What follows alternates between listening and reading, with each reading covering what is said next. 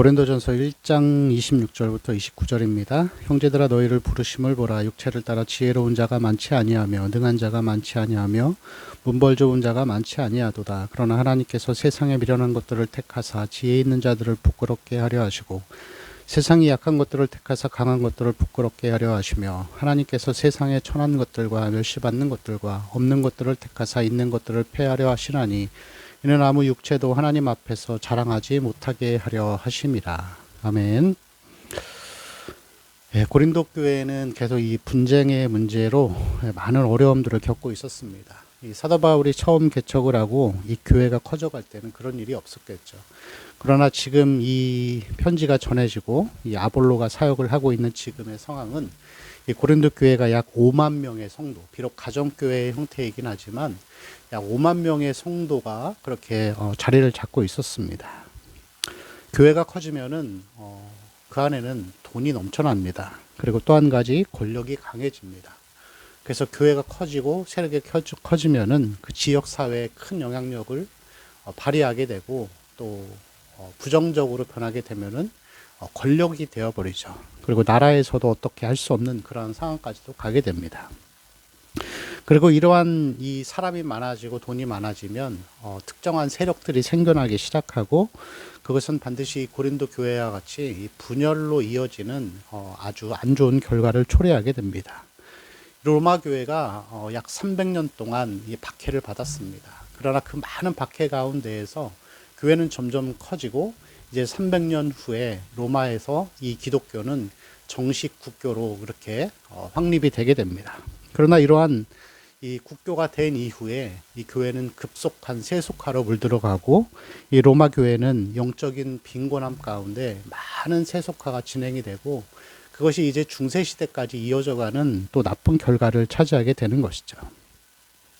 바리새인들이 그토록 예수님을 미워하고 또 예수님을 위협적인 존재로 느끼면서 예수님을 죽게까지 만든 이유는 그들이 가지고 있는 이 많은 재산들 그리고 이 권력들에 대한 이 기득권, 이 밥그릇을 빼앗기지 않으려고 하는 그런 이유라고 할 수가 있습니다. 보통 6월절에 드려지는 이 제물의 수, 이 상태가 아주 건강하고 좋은 이 짐승들이 바쳐지는데 그 제물의 수가 무려 25만 5천 마리였다고 합니다. 그것을 지금의 돈으로 환산해 보면은 뭐 정말 천문학적인 금액이겠죠. 여러분 이렇게 교회는 사람이 많아지고 돈이 많아지면 이 권력적인 세력이 되어버리고 그리고 그것이 결국 교회의 영적인 빈곤함을 초래하게 됩니다. 뭐 한국 교회도 마찬가지입니다. 한국에 참 큰 교회들이 많습니다.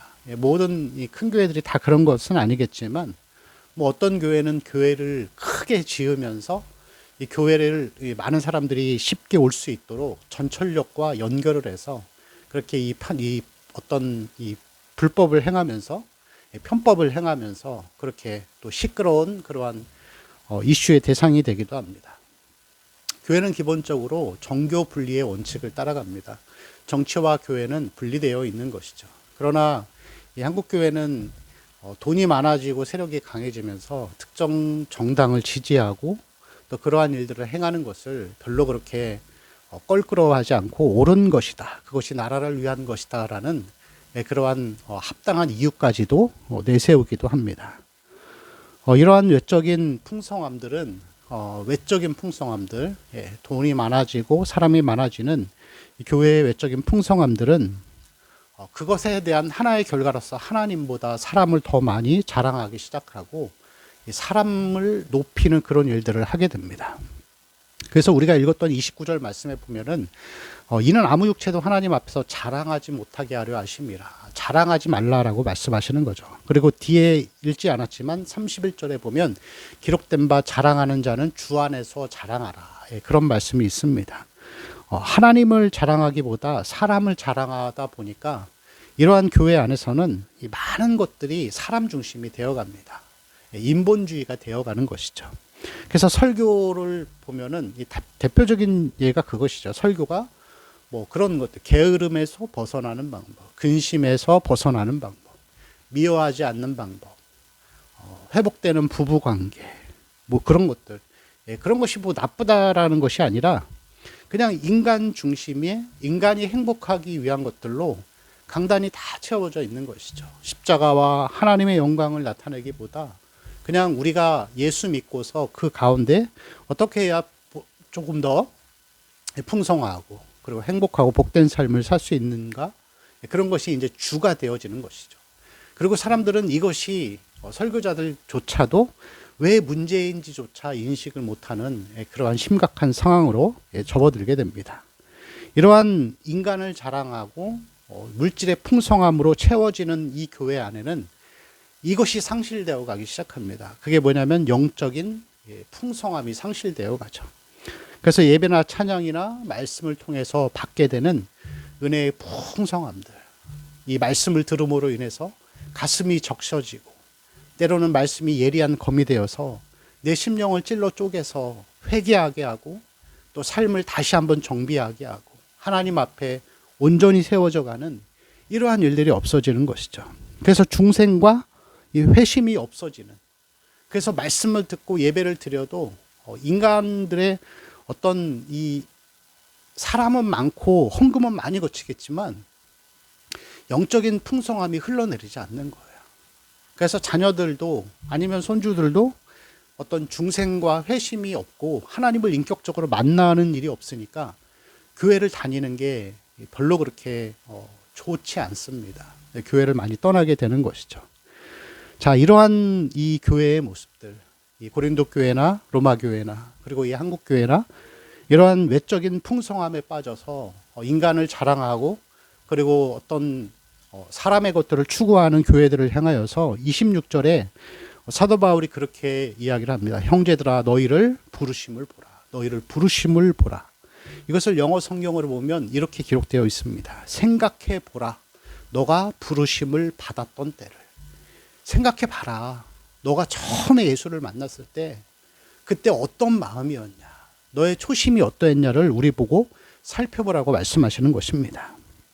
그리고 27절과 28절에서 보니까 우리를 어떤 존재라고 표현하냐면은 미련한 자, 그리고 약한 자들, 그리고 천하고 멸시받는 자들, 없는 것들.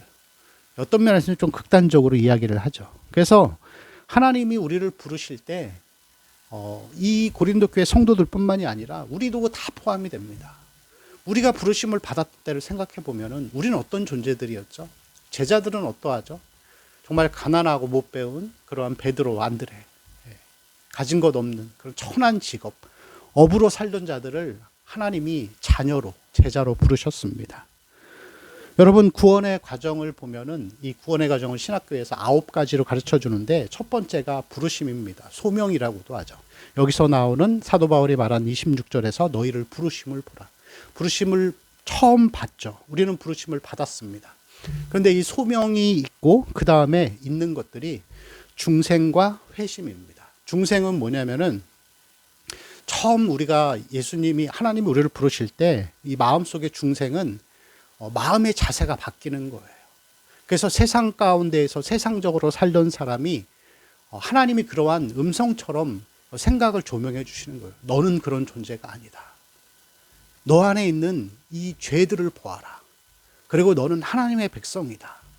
이러한 마음들을 계속 주시면서 우리를 계속 이 죄가 생각나게 하시고 이 죄들을 회개할 수밖에 없는 상황까지 몰아가십니다. 그게 중생이에요. 제 경험을 이렇게 말씀을 드리자고 한다면은 저도 그러했습니다. 처음에 교회는 다녔지만 그냥 세상 사람처럼 살아가고 교회는 형식적으로 다니던 그때에 하나님이 저에게 오셨습니다. 그러면서 저에게 그런 말씀하셨습니다. 너가 같이 어울리고 있는 그 세상 친구들과 다른 존재다. 그러면서 제 안에 찾아오셔서 그들과 다른 삶을 살아야 한다는 어떤 영적인 압박감을 계속 주시는 거예요.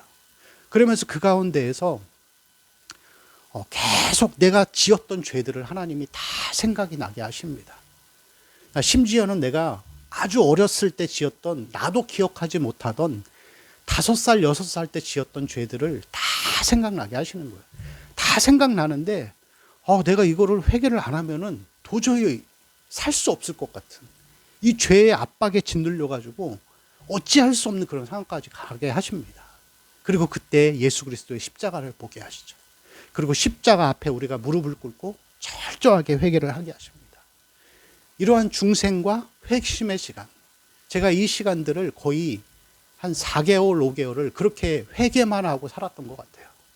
그리고 모든 죄가 싹 비워졌을 때 제 마음에 하나님의 은혜와 이 용서의 마음이 물밀듯이 막 밀려 들어왔습니다. 이게 중생과 회심입니다. 그리고 이러한 은혜가 있은 다음에 제가 하나님 앞에 이런 질문을 했습니다. 하나님은 왜 저 같은 사람을 사랑하십니까?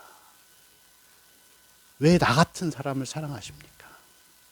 우리는 부르심의 자격이 없어요. 그 조건을 갖춘 자들이 아니라는 것이죠. 우리는 어떤 존재이죠? 미련하고 약하고 천하고 멸시받고 없는 자들이라고 할 수가 있습니다. 여러분, 인간은 아주 악한 존재이고 우리는 하나님 앞에서 아무것도 내세울 수 없는 자들입니다. 여러분 생각해 보십시오. 우리가 부르심을 받았던 그 때를, 우리가 자격이 있어서 하나님의 자녀가 되었습니까? 아무런 자격이 없는 세상에서 가장 미련하고 약한 자들을 부르셨는데, 이렇게 하나님이 부르신 자들이 모여서 교회를 세우고 은혜로 출발했지만 사람이 많아지고 돈이 많아지니까 변질되고 하나님보다 사람을 자랑하는 이러한 이 잘못된 길로 가고 있는 것이죠. 여러분, 우리는 다시 우리가 어떠한 존재인지를 기억하며 살아가는 이 처음의 마음으로 나아가야 합니다. 인간은 어떤 존재입니까? 인간의 추악함이 가장 잘 드러나는 것이 군대입니다. 왜냐하면 계급으로 내 아랫사람에게 뭐든지 할 수 있기 때문에. 그래서 군대에서는 많은 사고가 납니다. 그럼 그렇게 많은 사고를 일으킨 이 사람들이 나쁜 사람들이었을까요? 사회에서는 멀쩡한 사람들입니다. 그러나 군대만 오면은 그 가운데에서 이러한 인간의 추악한 마음들이 다 드러나게 되는 것이죠. 뿐만이 아니라 구원을 받은 이후에도 우리는 여전히 어떠한 존재이죠? 우리는 마음에 하나님 두기를 별로 그렇게 좋아하지 않는 그러한 사람들입니다. 구원 이후에도 여전히 우리 안에는 죄성이 있습니다. 은혜도 있지만 죄성이 있어서 기도하기보다는 잠자기를 더 좋아합니다. 성경을 읽기보다는 TV를 보는 것을 더 좋아하는 것이 우리 인간의 모습입니다. 예배를 드리는 것보다 여행을 가고 놀러 가는 것을 더 좋아하는 게 우리 인간의 마음이라고 할 수가 있습니다. 그래서 성경은 계속해서 우리에게 자기 성찰, 자기 부인의 삶, 십자가 지는 삶을, 그리고 회개하는 삶을 가장 신앙의 첫 번째에 두고 있다는 것을 늘 여러분 기억하시기를 바랍니다. 여러분, 사람이 많아지고 돈이 많아져서 사람이 중심이 되고 그로 인하여서 교회 안에 하나님의 은혜가 떠나갔다는 것, 이건 굉장히 심각한 문제입니다. 아직도 교회가 여기저기에 있고 많은 사람들이 교회를 다니고 또 교회 안에 많은 재정이 있다고 해서 그것이 교회가 살아있는 것이 아닙니다. 무너지는 것은 한순간이고, 그리고 무너진 이후에 하나님의 은혜를 다시 회복하기란 정말로 쉽지 않은 것이죠. 여러분, 이 오늘 사도 바울이 우리에게 권면하는 것처럼 이 질문을 다시 한번 생각해 보며 살아갔으면 좋겠습니다. 생각해 보라. 너가 부르심을 받았던 그때를 우리의 마음 가운데에서 다시 하나님을 높이고 하나님의 은혜를 소망하고 그 은혜 가운데 살아가는 삶을 통하여서 여러분 다시 은혜가 회복되어지고 이러한 신앙의 영적인 은혜와 풍성함과 중생과 회심들이 우리 가정 가운데, 교회 가운데 흘러가기를 위해서 기도하며 나아가는 그런 삶이 되시기를 축원합니다. 기도합니다. 주님, 우리가 처음 예수를 믿었던 때 우리가 어떠한 존재인지를 기억하고 또 구원 이후에도 계속해서 하나님을 사랑하고 또 자기를 부인하고 자기를 성찰하며 회개하는 삶을 꼭 가질 수 있도록 주여 우리를 붙들어 주옵소서. 우리에게 은혜를 회복시켜 주시옵소서. 우리 주 예수 그리스도의 이름으로 기도합니다. 아멘.